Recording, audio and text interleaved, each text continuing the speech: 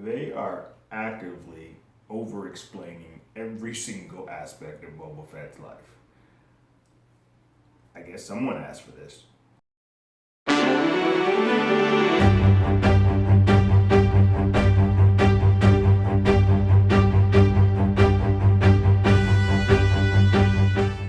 Hello, everyone. Terrence with Hollywood already did it. If you haven't already, go ahead, like, share, subscribe to the channel, ring that bell below. Anytime we have something, you will be among the first to know. I did not particularly care that much for the first episode. I didn't hate it, but it's like, this is whatever. And so hopefully we're on our way to course correct that. We definitely got a longer episode. I don't necessarily know if that means it's better. This episode is called The Tribes of Tatooine. And it starts off where, in present day, where Boba Fett and Fennec have taken the assassin that they captured and are sort of questioning him to see who sent him.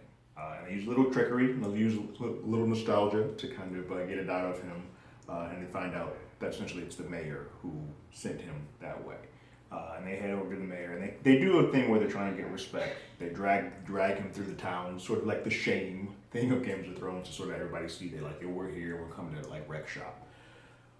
They get there, and they are told that the mayor sort of denies it. It's like, I didn't send this guy. The person you need to be looking out for is Garza. You might want to talk to them. And he also says, like, hey, this isn't bounty hunting what you're doing. You're taking over a crime family, and it's very different than what you're used to. And Boba Fett's like, I'm not a bounty hunter anymore. This is what I'm doing. He's like, well, we'll see. And so he heads over to Garza, and Garza is kind of sweating bullets, and because she informs Boba Fett that the twins, the Hutt twins, who are next in line to take over Hutt's crime dynasty, are pissed, and they're coming to claim their stuff. And then all of a sudden we get a sequence where they show up and sort of put the fear of God into Boba Fett. Boba's not backing down.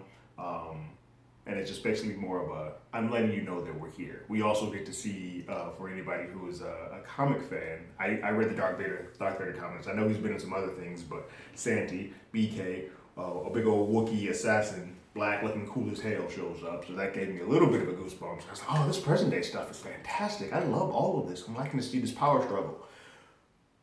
And the rest of the episode is in the past.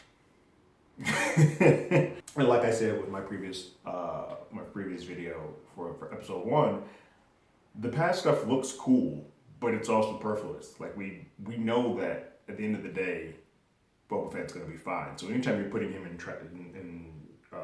tense situations or these like big action set pieces, I'm like, cool. Now I'm just watching what is essentially a video game being done in live. Some people get off on that. Some people are like, oh, cool. Like Solo, new story did not work for me, because I know everything. It's like all those characters that were being put in peril were fine. Same here. I care more about the present day stuff. Let's get to that. I don't care about how getting the minutia every single thing that Boba Fett has done to get to the point that we see him. But that is what this episode does. And so what we start off with is that we see Boba Fett kind of going through training sequences with the head of the Raiders, the Tusken Raiders, and they're doing training stuff, and all of a sudden they're attacked by these folks on speeders. And this train that is just kind of just shooting on folks. They lose a couple of folks, and Boba Fett's like, hey, I'm going to do you a favor. I'm going to do you a solid. I'm going to go find those folks, and I'm going to figure out what the hell happened. So he gets on the speeder, goes, attacks some folks, gets some information, and basically brings that back to the Raiders. And then he starts another training montage between them learning how to ride speeders so they can attack this train when it comes again, to protect their land, and sort of a training montage with him learning more of the staff. Sure, let's montage the shit out of me. Let's get these training montages all out of the way, please. They start driving, and they actually do the attack on the speeding train that finally comes, and they overcome it. It's a cool looking sequence. Like, them trying to stop a speeding train is pretty interesting and fun to look at. Doesn't hold any type of weight for me. I don't care enough about these faceless Tusken Raiders, and I know what Boba Fett's gonna be when we get out of this. So. Sure, they stop them, and then short of Boba Fett's way of respect, it kind of reminds me of the old Batman tropes. Like, I'm not gonna kill you, but I'm gonna beat the hell out of you so that you're bones and you can't walk and you're like a paraplegic for the rest of your life. So Boba Fett, after they stop the train, they take these people captive a little bit and have some conversations with them. And Boba Fett's like, I'm gonna let you guys go. you guys can go. I'm going to take all your weapons. I'm going to take your water, and you can kind of get out of here on your own. Like, we're going to die. He's like, well, shit happens. You might die. And that's sort of how he operates. It's, I'm letting you choose this path, and hopefully you come out of it a better person, type of thing. Like, you're going to die, but honorably, and not at my hands. So no blood on mine. We then see a series where Boba Fett basically takes mushrooms. He goes on a trip. They put this little bug thing that is essentially like taking mushrooms, LSD, and it sends him on this trip where he goes to find himself. He sort of recreates. We get flashback sequences of him in the Sarlacc pit. Him as a young boy touching the window when he sees Django go off. We see all of that, but we also get him basically. We see do all of this so that he can create his staff, so he can go pick his staff. So he takes a branch and brings it back. It's for any of my kids. Born in like the 80s or the 70s when parents were like, hey, go get your Switch. That's kind of what just happened. They're like, hey, go get the weapon that you want to use. And he comes back and they basically go through another montage. Yeah, this is Montage City on this episode where we watch the creation of his staff that we get in the present day when he's just shown back up on Mandalorian. We get to see him get his robes. For reasons.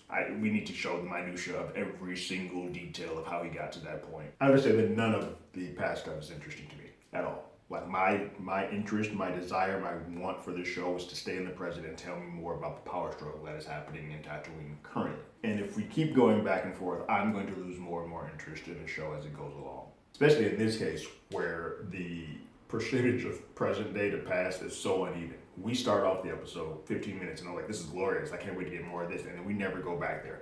We don't get any Finnick, who was arguably one of the best parts of this entire show.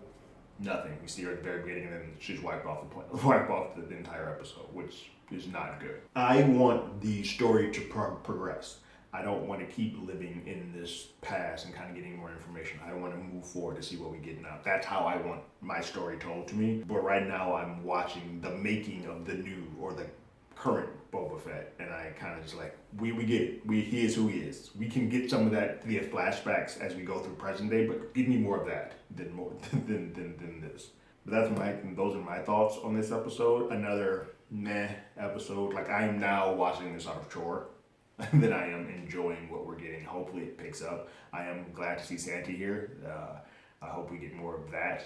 But as a whole, the show that we are currently getting does not quite live up to what I want. I think some of it is too that we've had two shows where the characters are very similar in their style structure and in their emotiveness. It just was way more interesting the first time and way more interesting with the character that we did not have that much information on. This one, we've kind of run the gamut. We've already seen one making of Boba Fett in the prequels, and now we're seeing another here. Just go get to the present. Let's get to the now. But those are my thoughts. What did you guys think about this episode? Go ahead and leave your thoughts and comments in the comments below. If you haven't already, you can follow us on Twitter at HollywoodADI. You can hit us up on email at HollywoodAlreadyDidIt@gmail.com. We also have a podcast by the same name. There's a Google Podcast, Spotify, Apple Podcast, any other place podcast. We're there. And like always, I got my ticket. You got yours.